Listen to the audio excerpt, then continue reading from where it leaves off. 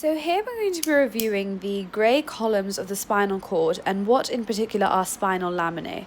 So it's actually pretty simple, and spinal laminae are essentially, remember how in the spinal cord the grey matter is more central and the white matter is peripherally located?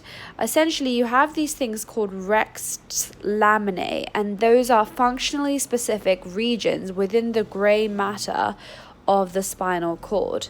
Now, as you can see, this is your ventral horn and this is your dorsal horn, right?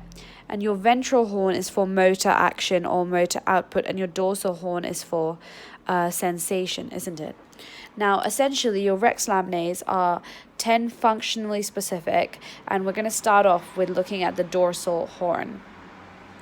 Within the dorsal horn, essentially you have lamina 1, 2, 3, 4, 5, 6. You have dorsal horn. The dorsal horn has the main bulk of the laminae that are divided, and it has laminas 1 to 6. And these are divided and they have a couple of things. So one way you can remember it is my PT is marginalizing me. That's proper discrimination, proper. So marginal. So essentially layers 1 and 2, layer 1 is known as the marginal layer, and layer 2 is the substantia gelatinosa. Okay, so layer 1 is the marginal layer, layer 2 is substantia gelatinosa. And these both are for your most basic sensation, for your pain and temperature. For your pain and your temperature. So you have your substantia gelatinosa and your marginal layer, and those are for your pain and your temperature. Okay, got that? Then you have lamina 3 and 4, and these are combined in the region of the nucleus proprius. Okay, so substantia gelatinosa was in layer 2, your layer 1 was marginal, your layer 2 was substantia gelatinosa, your lamina, and these run into lamina 1 and 2 were for pain and temperature.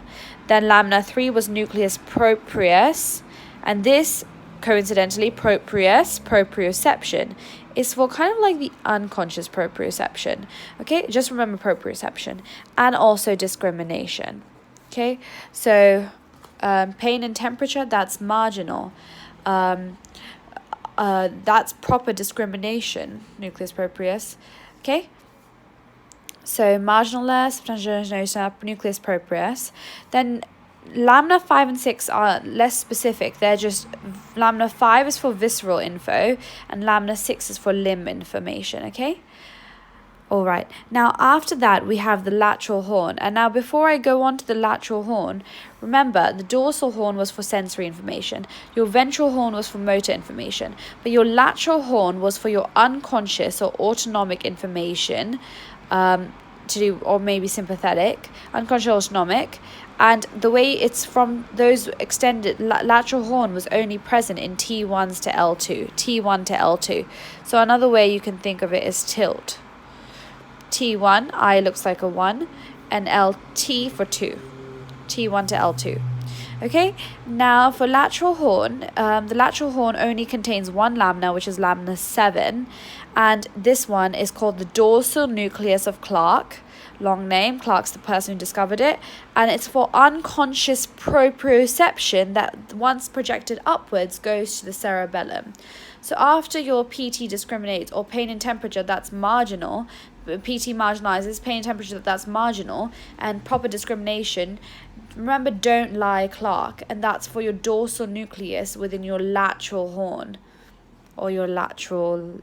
Okay, so lamina number 7, because we did lamina 1 to 6, lamina 7 was the only one form found within the lateral horn, so it's going to be, so lamina 7 is only going to be in laminas T1 to L2, and this is for unconscious proprioception. We had conscious proprioception to nucleus proprius.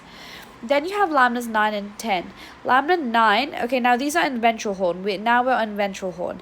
Ventral horn contains lamina 9 and 10, only 2. So it was 6, 1, and then 2 here. And 2 here, so lamina 9 contained your motor interneurons, which are a part of your reflex pathway. Motor interneurons for reflex pathway. Lamina 10 was divided into our medial and lateral group of nuclei. Our medial group of nuclei was for our proximal muscles. So if you draw a person, it's going to be it's going to be like this. And remember, medial group is going to be for head, neck, and trunk. And lateral group is going to be for limbs. Lateral for limbs. Proximal muscles, distal muscles is how you're going to say it. Lamina 10 is our special one. It's around the central canal. That's where lamina 10 is found. It's called central zone and around central canal, and it's mainly to do with crossing over of fibers.